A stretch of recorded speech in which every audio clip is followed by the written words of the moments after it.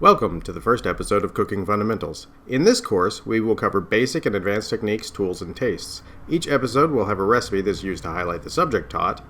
In today's episode, we're going to make a simple salad that will help you practice your cutting ingredients to consistent sizes. It also highlights how even just a few ingredients with good flavor pairings can make a great dish. So let's start with knife safety first and how not to get cut in the kitchen, or at the very least, minimize the chances of getting cut. So, for our knife safety, what I would like you to focus on is making sure your fingertips are bent inwards so the knife rests on this area.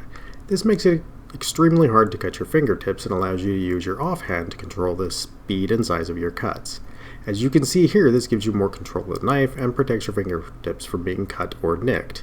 Now, for holding the knife, you will typically want to use what they call a pinch grip or a point grip. These both allow for greater control of the knife. You will rarely be holding a knife like this unless you're working on a countertop high above your waist, where normal grips would cause wrist strain. For our paring knife, we will typically hold it like this, or in a pinch grip on the blade depending on the amount of control you need.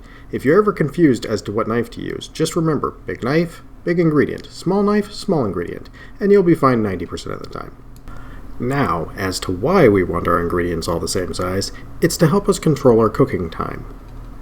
So, using a hamburger as an example, we use the thickness of the patty to determine the time it will need to be cooked. Even if it doubled in width, the cooking times would not noticeably change, since the heat would still only need to travel the same distance due to the thickness remaining the same. Throughout your cooking, you will often use this to determine how long to cook things for, as well as ensuring that all ingredients in the dish are not over or undercooked. Now, let's get started with today's meal. For our basil, we will be making a chiffonade out of it. This means to cut a leafy vegetable into thin strips. So, we start by rolling the leaves together in the same direction we will be cutting them, and then cut about every 1/8 of an inch, or roughly 3 millimeters. We're going to do ours across the length today because I like the look of it better for this dish. There are other dishes that would be great with a chiffonade done widthwise for the shorter pieces. It really depends on what you like the look of better and what size the dish calls for, as well as what leaves you are cutting. Most will do great either way, but some leaves can be a bit tough to chew through, and if you're doing one of those, you probably want shorter pieces. For the mozzarella, we want to cut it into slices about 1/4 of an inch or 6 millimeters depending on what measurement system you use. I actually had trouble finding unsliced mozzarella, so if all you can find is pre-cut, just adjust your other ingredient slices based on the pre-cut slices, and that'll take care of that. I'm using a cheese knife here because I ended up using a high moisture mozzarella. That was the only one I could find uncut. If you were to use low moisture, it would probably be significantly easier to cut than this, and any knife should do. For our tomatoes, we will start by cutting around where the stem was attached with a paring knife and removing that piece. Then we will cut a small slice from the flattest side of our tomato to make it stable while we are cutting the rest of our slices. You don't have to worry about the look, as we will cover that part up during the plating. From there, we just slice them about the same thickness as the mozzarella, 1/4 of an inch or about 6 millimeters again. You can also use a slice of mozzarella as a visual guide for how thick you need to cut the tomatoes. With almost all tomatoes, but even more importantly if you're using very fresh or heirloom tomatoes, you will need to make sure they are cold when cutting, as this will firm the tomato up and make slicing them much easier and much less messy. Often with smaller tomatoes such as Roma and San Marzanos, they can be room temperature and still be okay, but even on those you probably want them cold if possible. For our plating today, we will be going with the classic circular fan style. So we lay them out in our bowl with each new layer overlapping the last one. We will make sure to put the side of our tomato that we cut the small slice off underneath the layer and not on top, so it looks better and that small slice on the side that we did is hidden.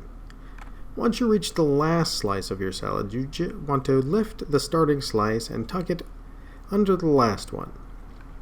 There are plenty of other ways you could plate this dish. You could do wedges or cubes and grape tomatoes, or mozzarella balls with cherry tomato halves. If you can get a hold of heirloom tomatoes, you can come up with a number of great looking multicolored salads.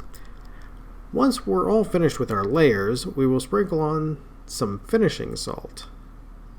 If you do not have any finishing salt, and most people do not, just use any coarse salt and sprinkle from a bit above the dish, probably about 6 to 7 inches, to make it spread out and cover the whole salad.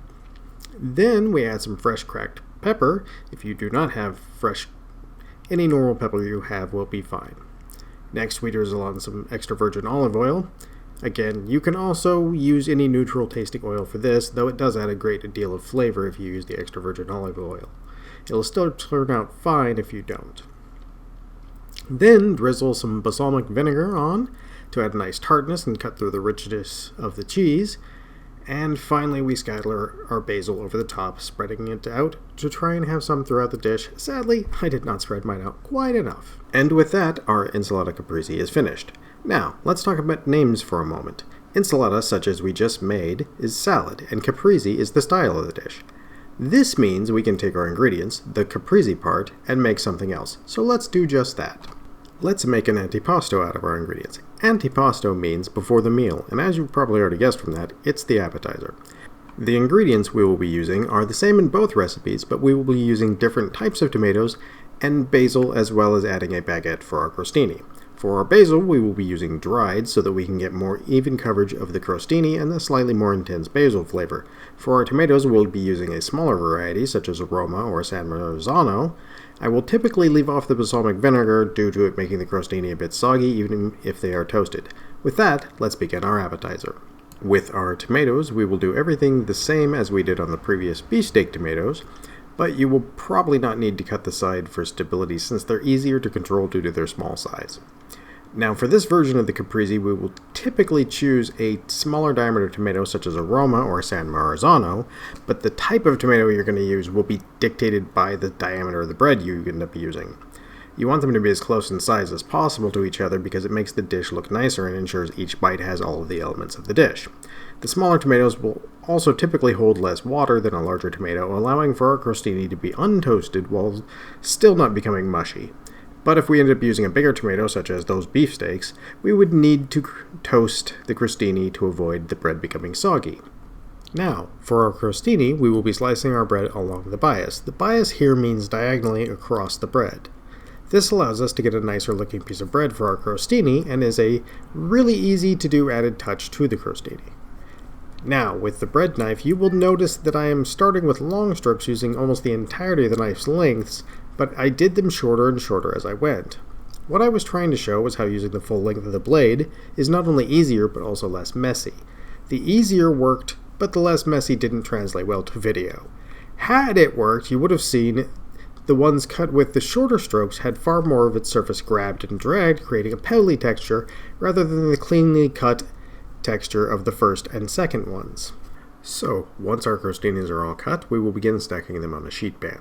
Starting with our tomatoes, we want to place each slice of tomato on a crostini that is just slightly bigger in size than that slice of tomato. This helps when we melt the mozzarella by adding a small tear that the flowing mozzarella will adhere to on its way down.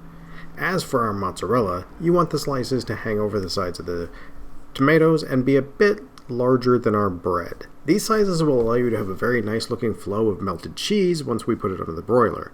As the cheese melts, it will flow down the tomato and bunch up a little bit where it hits the crostini, and that will keep most of the cheese on the crostini, with the exception of the sides where we want our droopy cheese to droop just a little bit further down for our visual appearance.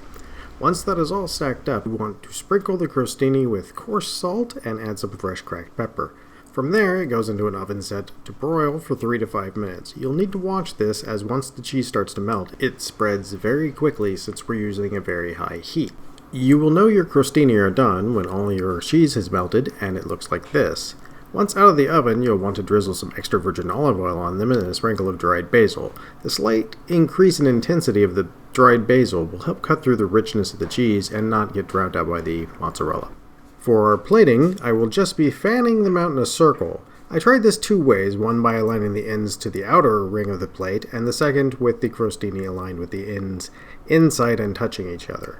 I found it looked more appetizing and pleasant on the eyes with them aligned with the tips inward and touching like we did here. So today we talked about knife safety and why you need to be consistent in your ingredient sizes while doing prep, and we made a nice salad and or appetizer. Next time we'll be looking at confusing food names and making an antipasti platter. And yes, you did hear that right, antipasti. Thank you for watching, and I hope you'll be back for the next episode. Have a great day and enjoy your meal.